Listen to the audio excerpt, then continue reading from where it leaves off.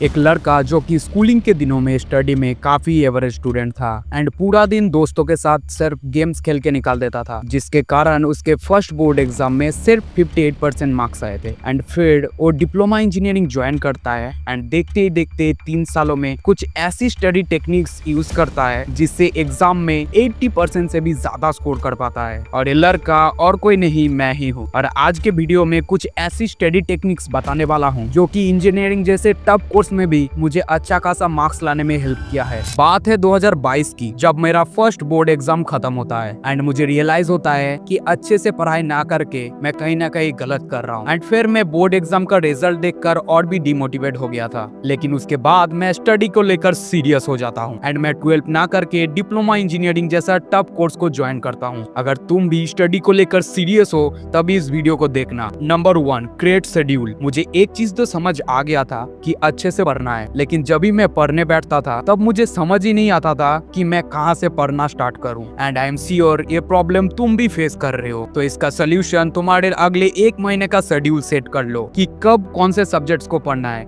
जिससे तुम कम टाइम में इक्वली सब सब्जेक्ट्स को पढ़ पाओगे। Number 2, 80-20 rule. इस रूल के अकॉर्डिंग तुम सिर्फ 20% एफर्ट देकर 80% से भी ज्यादा स्कोर कर पाओगे। लेकिन तुम्हें पता होना चाहिए कि इस रूल को अप्लाई कैसे करें। तुम्हें सिलेबस का वही 20% पढ़ना है जिससे एग्जाम में 80% क्वेश्चंस आने वाले हैं। कोई भी एग्जाम एक स्पेसिफिक पैटर्न को फॉलो करता है, तुम्हें सिर्फ उसे अच्छे से डिकोड करना है। बेसिकली प्रीवियस ईयर के क्वेश्चन में जो सबसे ज्यादा क्वेश्चंस आए हैं उसे तुम्हें फर्स्ट प्रायोरिटी देना है। Number 3, control your outputs and input. जितना हो सके सोशल मीडिया कम यूज करने की कोशिश करो एंड मोबाइल के नोटिफिकेशन को ऑफ कर दो, जिससे तुम अपना पूरा फोकस स्टडी में दे पाओगे। एंड अगर तुम मोबाइल में लेक्चर्स देखते हो तो उसे पहले से डाउनलोड करके रख लो, कि अगर तुम ऑनलाइन लेक्चर्स देखने की कोशिश करोगे तो टोटली डिस्ट्रैक्ट हो जाओगे, क्योंकि उन एप्स को डिजाइन ही ऐसे किया गया है कि लेक्चर देखते देखते तुम कब एंटरटेनमेंट कंटेंट्स देखने लग जाओगे तुम्हें समझ ही नहीं आएगा। Number 4, hard task. कोई भी स्टूडेंट हार्ड टास्क को देखकर पहले ही फ्रस्ट्रेटेड हो जाते हैं, इसीलिए जिस टास्क को भी तुम्हें हार्ड लगने लगे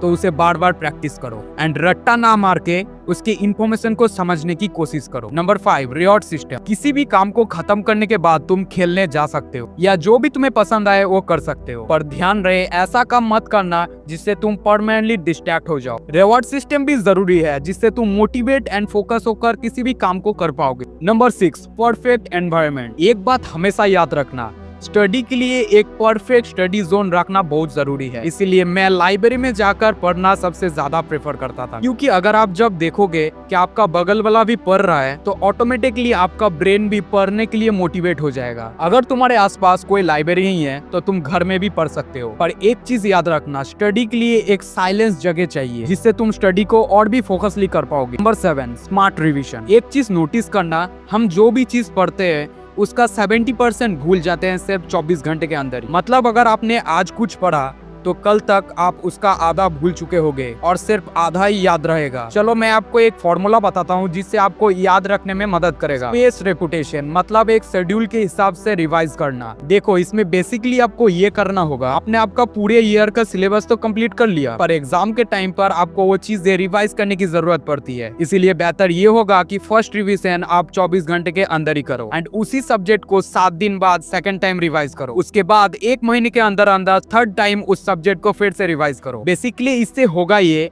बार बार रिवाइज करने से वो टॉपिक आपके ब्रेन में छप जाएगा। बेसिकली यही थी कुछ टेक्निक्स जिससे आप स्टडी को जीनियस तरीके से कर सकते हो।